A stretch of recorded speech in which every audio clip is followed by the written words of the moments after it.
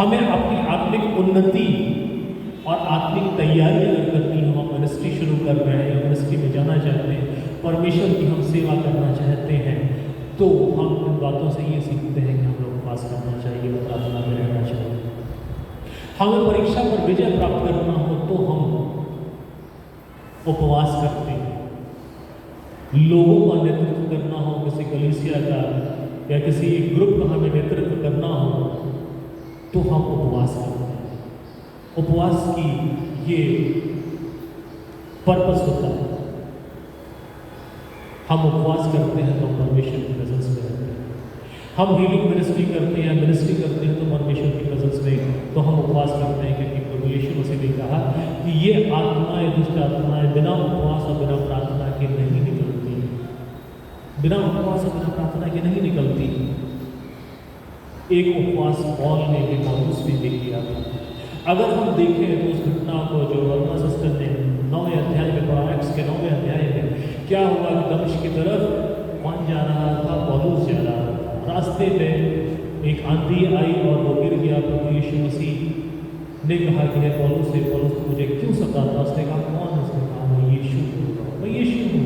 और उसके बाद लिखा हुआ है कि वो अंधा हो गया, उसे कुछ दिखाई नहीं दे रहा था, और उसके साथ के जो उसके सैनिक थे उसको पकड़ के दमिश्क में ले गए और सीधी गली में एक जो सीधी कहलाती है वहाँ पर उसको रखा। लिखा हुआ तो 3 दिन और 3 रात उसने ना तो कुछ खाया ना तो पिया। उसका उपवास 3 दिन का था, 40 दिन का नहीं था उपवास, उसका उपवास केवल 3 दिन का था। और एक बड़ी इंटरेस्टिंग बात यहाँ पे लिखी हुई है प्रेरितों के काम उसके 9वें अध्याय में, उसके 9वें अध्याय में जब हनन्याह से परमेश्वर का चेला था उससे बात करता है तो दर्शन ने क्या कहा परमेश्वर ने कि हे हनन्याह। उसने कहा हाँ प्रभु। 11वें पद में तब प्रभु ने उससे कहा उठकर उस गली में जा जो सीधी कहलाती है और यहूदा के घर में शाऊल नामक एक तरसुस वासी को पूछ, क्योंकि देख वो प्रार्थना कर रहा है। बड़ी इंपॉर्टेंट बात है। 3 दिन से ना तो उसने कुछ खाया ना तो कुछ पिया, लेकिन वो प्रार्थना कर रहा है। 3 दिन का फास्ट उसने किया, 3 दिन का फास्ट किया, रिपेंटेंस भी किया। वो जो उसने किया डेफिनेटली रिपेंटेंस किया, जो उसने किया परमेश्वर के सामने, प्रभु यीशु मसीह के सामने अपने आप को सरेंडर किया। और 3 दिन ना तो कुछ खाया ना तो कुछ पिया। और आगे लिखा हुआ है क्या हनन्याह से प्रभु ने कहा कि मैंने उसको चुना है, मैंने उसको चुना है। लेकिन उसको अनॉइंटिंग तब मिली जब उसने फास्ट किया, 3 दिन उसने प्रार्थना की, 3 दिन लगातार उसने प्रार्थना की और 3 दिन फास्ट किया।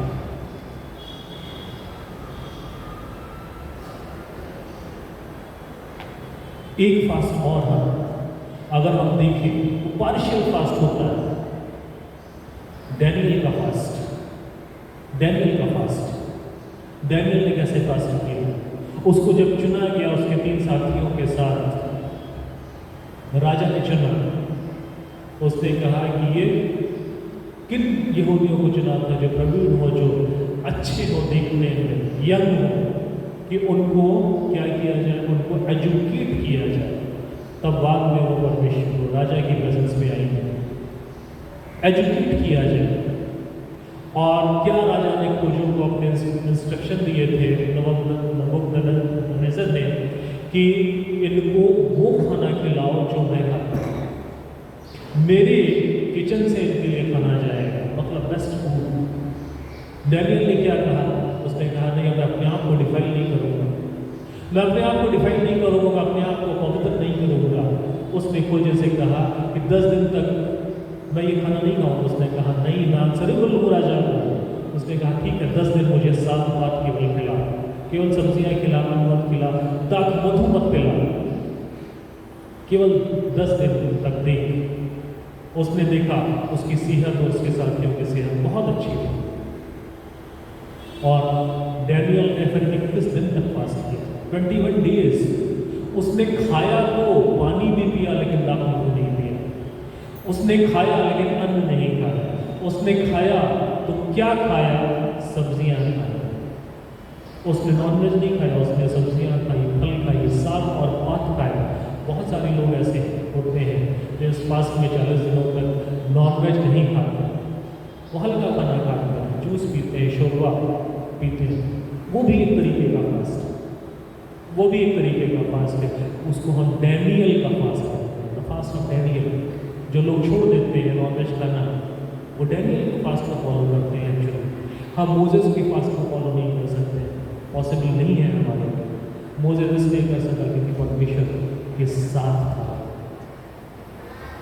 एलिया इसलिए कर सका क्योंकि उसने रोटी खाई और उसके बाद 40 दिन तक वो चलता रहा, परमेश्वर के स्वर्गदूत उसके साथ थे। हम नहीं कर सकते हैं, हम नहीं कर सकते। पौलुस ने फास्ट किया, 3 दिन का फास्ट किया, कुछ भी नहीं खाया, कुछ भी नहीं किया। वो पॉसिबल है 3 दिन, उससे ज़्यादा पॉसिबल नहीं है हमारे लिए। हम यीशु मसीह का फास्ट कर सकते हैं। पानी तो पिए और वही फास्ट अच्छा भी, लेकिन शाम को हम खाना खा लेते हैं। हम लंच स्किप करते हैं, ब्रेकफास्ट स्किप करते हैं और उसके बाद, लेकिन हम पानी पे रहते हैं, हम पानी पे रहते हैं और उसके बाद हम शाम को हलवा भोजन लेते हैं। तो वो जो हम फॉलो करते हैं वो प्रभु यीशु मसीह के फास्ट को हम फॉलो करते हैं। इसको 5 मिनट और 10 मिनट हम उस फास्ट को हम फॉलो करते हैं जो प्रभु यीशु मसीह ने हमको सिखाया है। तीसरा जो फास्ट है, अगला जो फास्ट है, वो एक फास्ट है जो हमें मिलता है यहोशू उसका 3रा अध्याय और उसका 5वां पद। बहुत इम्पोर्टेंट है, बहुत इम्पोर्टेंट है। वो भी एक तरीके का फास्ट है जो शायद हमने कभी ध्यान नहीं दिया। यहोशू उसका 3रा अध्याय और उसका 5वां पद अगर किसी को मिल जाए तो पढ़ सकता है। यहोशू उसका 3रा अध्याय और उसका 5वां पद। फिर यहोशू ने प्रजा के लोगों से कहा, तुम अपने आप को पवित्र करो, तुम अपने आप को पवित्र करो, क्योंकि कल के दिन यहोवा तुम्हारे मध्य में आश्चर्य कर्म तुम्हारे मध्य में आश्चर्य कर्म करेगा, तुम्हारे मध्य में आश्चर्य कर्म करेगा। ये भी एक फास्ट है। ये फास्ट किन लोगों के लिए है जो मेडिकली अनफिट है, जिनको डायबिटीज़ है या कोई और बीमारी है, जो फास्ट नहीं कर सकते हैं, खाना नहीं छोड़ सकते, बीपी की प्रॉब्लम है, कोई और प्रॉब्लम है, या कोई लेडी प्रेग्नेंट है, फैमिली वे में है, वो खाना ज़रूरी है बिकॉज ऑफ हर कंडीशन।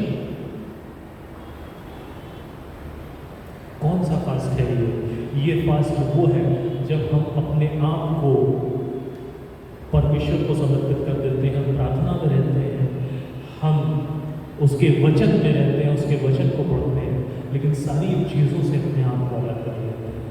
हम टीवी नहीं देखते हैं, हम कोई एंटरटेनमेंट नहीं करते हैं, हम कुछ और नहीं करते, केवल हम वचन को पढ़ते हैं और प्रार्थना में रहते हैं। ये उन लोगों के लिए फास्ट है, ये उन लोगों के लिए फास्ट है।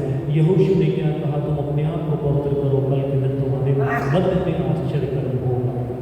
उन लोगों ने क्या किया? वो प्रार्थना की, उन लोगों ने प्रार्थना की, उन लोगों ने प्रार्थना की, लगातार प्रार्थना की। और अगर हम योना को देखें तो यहाँ पे भी वही फास्ट है, वही फास्ट है। योना नबी की किताब और यहाँ भी 40 दिनों का वर्णन है, 3रा अध्याय और चौथे पद से मैं पढ़ूंगा कि योना ने नगर में प्रवेश करके 1 दिन की यात्रा पूरी की और ये प्रचार करता रहा, अब से 40 दिन के बीतने पर नीनवे उलट दिया जाएगा। तब नीनवे के मनुष्यों ने परमेश्वर की वचन की प्रतीति की और उपवास का प्रचार किया, उपवास का प्रचार किया, और बड़े से लेकर छोटे सबों ने टाट ओढ़ा, सबों ने टाट ओढ़ा। तब ये समाचार नीनवे के राजा के कान में पहुंचा और उसने सिंहासन पर से उठ अपने राजकीय वस्त्र उतार कर टाट ओढ़ लिया और राख पर बैठ गया।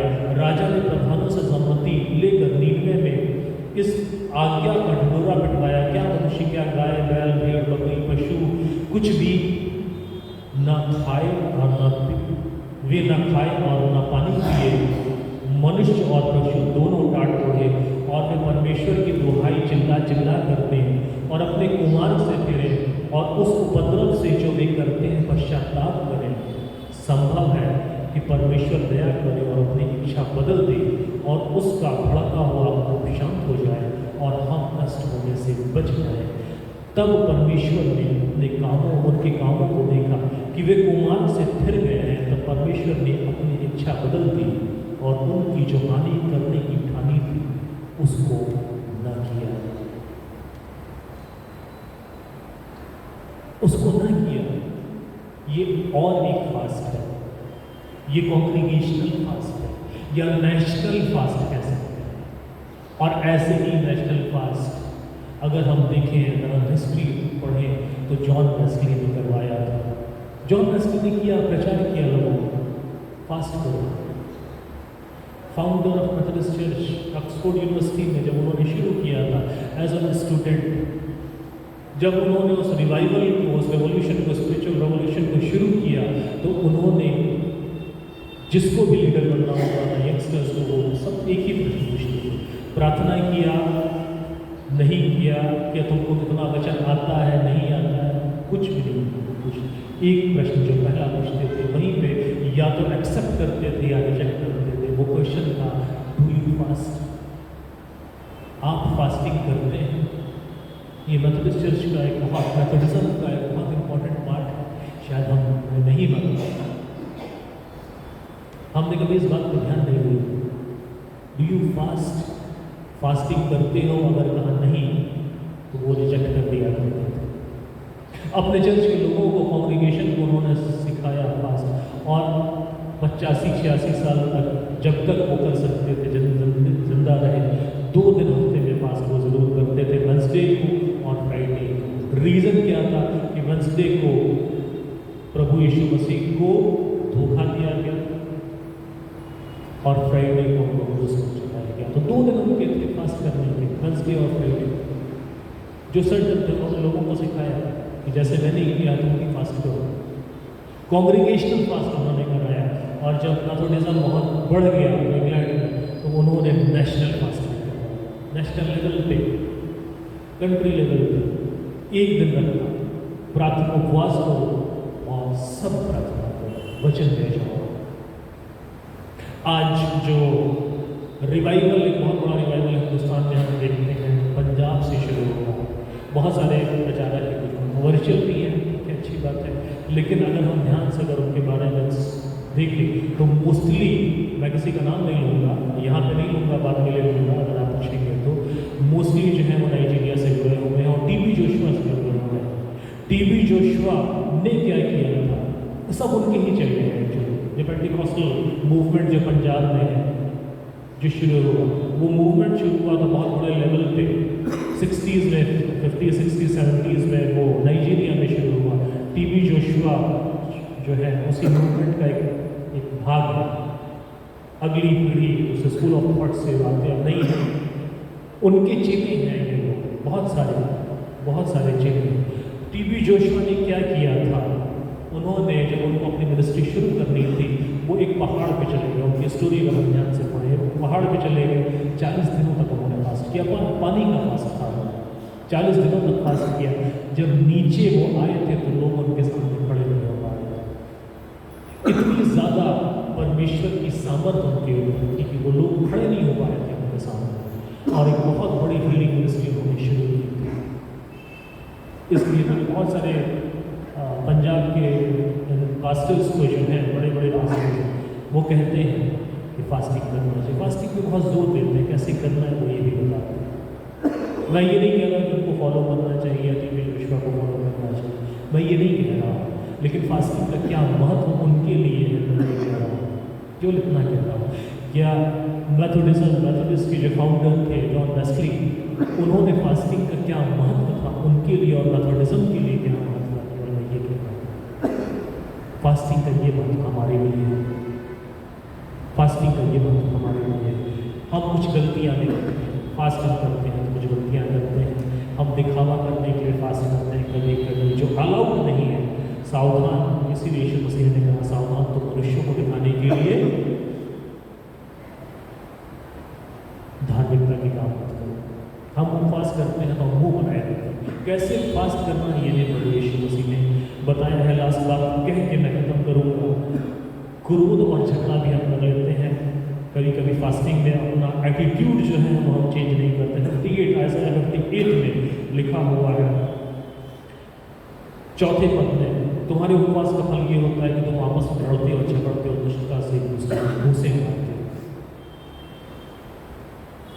पाप में बने रहते हैं। आज्ञाकारी है वो फास्टिंग में अलाउड नहीं है। घमंड और कठोरता वो अलाउड नहीं है। आगे कैसे फास्ट करना है आइज़ाया 58 में बहुत अच्छे तरीके से लिखा हुआ है। बहुत और समय नहीं लूँगा, बहुत अच्छे तरीके से लिखा हुआ है किस तरीके से हमें फास्ट करना है। एक यीशु मसीह ने एक एग्जाम्पल दिया, एक फरीसी और एक चुंगी लेने वाले का, जो हमें मिलता है लूका उसके 18 अध्याय और 11वें पद से। दो लोग खड़े हैं और जो फरीसी है वो बोस्टिंग करता है कि मैं हफ्ते में 2 दिन फास्ट करता हूँ, मैं दान देता हूँ, मैं दशमांश देता हूँ, मैं ये करता हूँ, वो करता हूँ। और जो चुंगी लेने वाला उसने स्वर्ग की तरफ अपना सिर भी नहीं उठाया, आंखें भी नहीं उठाई और उसने कहा कि मैं पापी मनुष्य हूँ। तो प्रभु यीशु मसीह ने आगे क्या कहा कि उसका जो फास्ट है, उसकी जो प्रार्थना है वो एक्सेप्ट की जाएगी। घमंड परमेश्वर पसंद नहीं करता, बल्कि दीनता। अगर फास्टिंग में हम फास्टिंग करते हैं वो तो दीनता करना पसंद करता है, तो वो फास्टिंग एक्सेप्टेबल है परमेश्वर के लिए। और प्रेम की अगर कमी है, अगर हम फास्टिंग कर रहे हैं और प्रेम की कमी है, तो ऐसा भी फास्टिंग जो है वो परमेश्वर को एक्सेप्ट नहीं है।